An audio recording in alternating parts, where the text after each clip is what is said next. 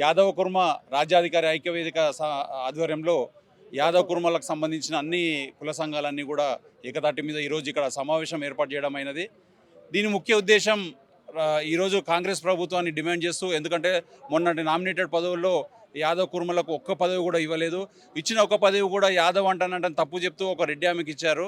రెడ్డిలను మీరు ఇచ్చుకున్నారు కానీ మాకు ఒక్క పదవి కూడా ఇవ్వలేదనే ఒక ఉద్దేశం మీద ఈరోజు సమావేశం ఏర్పాటు చేసి అందరము డిమాండ్ చేస్తూ ఉన్నాం. ఈరోజు ఇకపైన రాబోయే పదవుల్లో మాకు న్యాయం చేసి దీన్ని చేస్తుంటేనే ఈ ఎంపీ ఎలక్షన్స్లో కాంగ్రెస్కు మద్దతు తెలుపుతాము. లేదంటానంటే మా మద్దతు విషయంలో మేము పునరాలోచించుకోవాల్సిన అవసరం ఉంటుందంటే ఇందు మూలంగా తెలియజేసుకుంటున్నాం. మిత్రులారా, ఈరోజు సోమాజిగూడ ప్రెస్ క్లబ్లో మా జర్నలిస్టు మిత్రులు గొల్ల కుర్మల బిడ్డలు చదువుకొని జ్ఞానవంతులై ఒక శరీరంలో అవయవాలలో మెదడు ఎంత ప్రాధాన్యత ఉంటుందో అట్లా మా సమాజానికి సంబంధించి మా సమూహానికి సంబంధించి జర్నలిస్టు మిత్రులు ఆ మెదడు పోషించాల్సిన పాత్రను అంటే ఆలోచించడానికి సంబంధించి చైతన్యాన్ని ఇవ్వడమే కాదు, చైతన్యంతో పాటు ఏం చేసినాం, నిన్న ఏం చేసినాం, ఇప్పుడు ఏం చేస్తున్నాం, రేపు ఏం చేస్తే మనకు వాటా దక్కుతుంది అనే ఒక స్పష్టతను ఇవ్వడం కోసం ఇలా అనేక వేదికలుగా ఉన్నటువంటి కుల సంఘాల నాయకుల్ని, అది కుర్మా యాదవ్ పేరు మీద ఉన్నటువంటి సంఘాలు ఎవరికి వారు ఒంటరిగా ఉన్నటువంటి సంఘాలని ఒకే వేదిక మీకు తెచ్చి ఉమ్మడిగా మీరు విడివిడిగా ఎన్ని సంఘాలను పెట్టుకోండి కానీ కలివిడిగా ఒక నిర్ణయాన్ని ఇద్దామని చెప్పి అలా ఇక్కడ తీసుకొచ్చారు.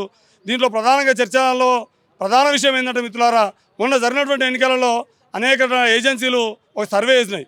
ఆ ఏజెన్సీల సర్వే ఫలితం ఏమొచ్చిందంటే 52% గొల్ల కుర్మలు ఇవాళ ఉన్నటువంటి కాంగ్రెస్ పార్టీ అధికారంలోకి రావడానికి పనిచేశారని చెప్పి ఆ సర్వేల యొక్క సారాంశంలో తేలింది. అంటే 52% మంది ప్రజలు అండగా నిలబడితే 1.5-2% ఓట్ల తేడాతోటి ఇవాళ అధికారంలోకి వచ్చింది పార్టీ. కానీ అధికారంలోకి వచ్చిన పార్టీ అధికారంలో ఉన్నటువంటి నాయకుడు కానీ దానికి నాయకత్వం వహిస్తున్నటువంటి సామాజిక వర్గం కానీ అది 4% మాత్రమే ఉంటుంది, 4% లోపే ఉంటుంది.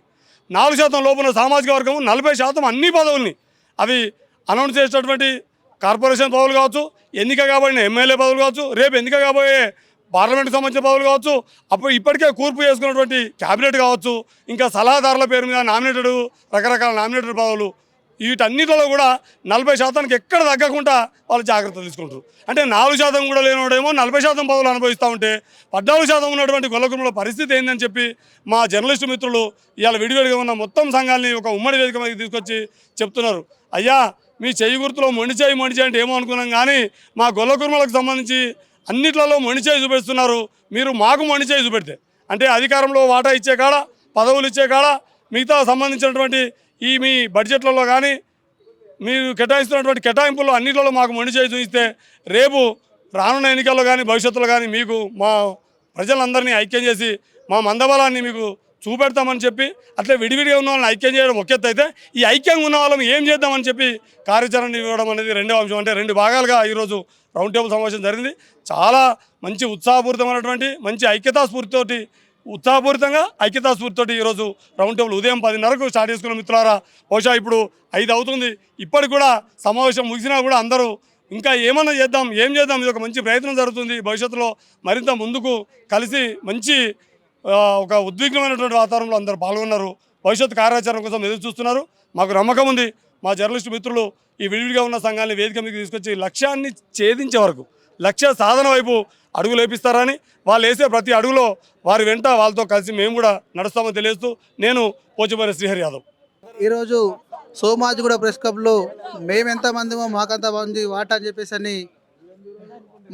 చెప్పేసి జర్నలిస్టుల ఆధ్వర్యంలో యాదవ్లో గొల్ల కుర్మ సోదరులకు మొన్న జరిగినటువంటి కార్పొరేషన్ చైర్మన్లలో 37 కార్పొరేషన్ చైర్మన్లు ఇస్తే మరి దాంట్లో ఒక్కటి కూడా ఈ రాష్ట్రంలో 14-15% ఉన్నటువంటి యాదవులకు ఒక కార్పొరేషన్ చైర్మన్ కూడా ఇవ్వకపోవడం అనేది చాలా సిగ్గుచేటు. మేము దీన్ని మాకు ఏమంటారు అవమానంగా భావిస్తూ ఉన్నాం. మేము యాదవ సోదరులం. రేపు జరిగే ఎలక్షన్లో ఖచ్చితంగా మా యాదవుల యొక్క బలం ఏందో మేము చూపిస్తామని చెప్పేసి తెలియజేస్తూ ఉన్నా.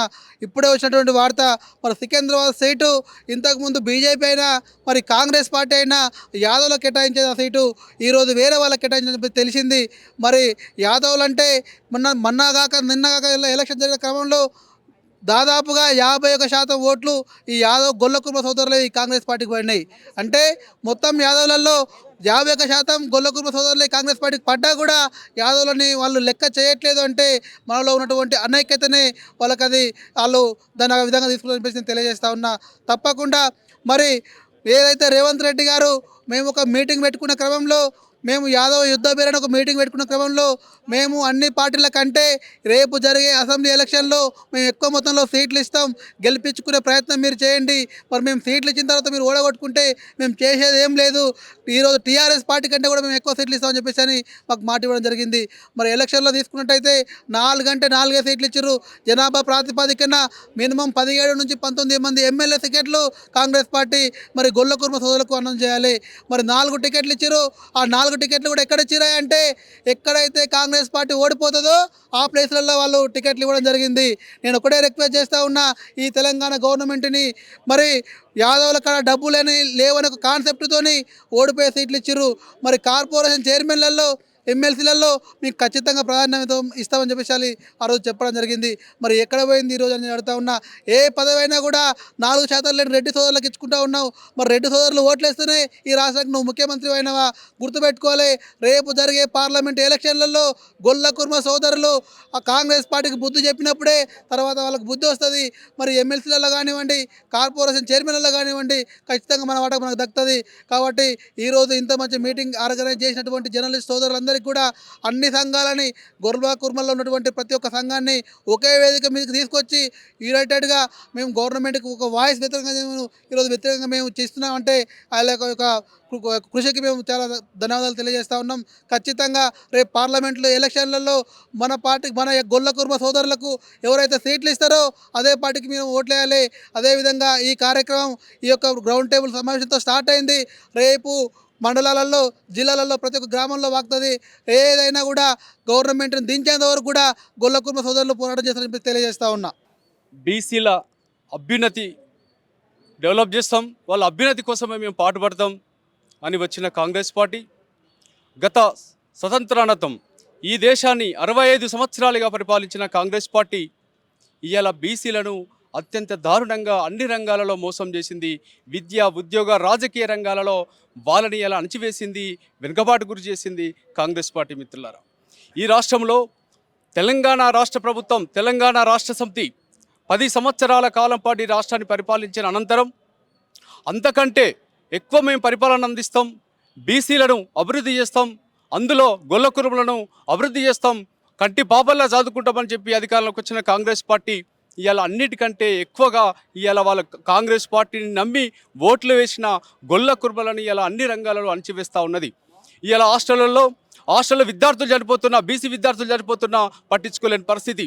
ఇవాళ ఉద్యోగాలు రాక ఇలా నిరుద్యోగులు చచ్చిపోతూ ఉన్నారు. ఇలా కరెంటు ఇయ్యక రైతులు చచ్చిపోతూ ఉన్నారు.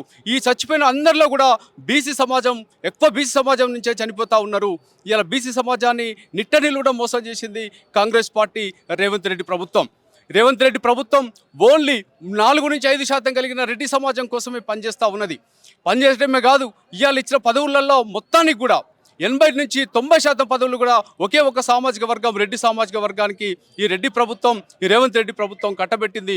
మిగతా కులాలను అన్ని తీర్లుగా అణచివేసింది ఈ రెడ్డి ప్రభుత్వం, ఈ కాంగ్రెస్ పార్టీ. కాబట్టి ప్రజలారా, ఇప్పటికైనా గుర్తెరిగి ఈ కాంగ్రెస్ పార్టీ గత 65 సంవత్సరాలుగా చేస్తున్న మోసాలను గుర్తెరిగి ఇవాళ ఆ పార్టీకి బుద్ధి చెప్పాలి.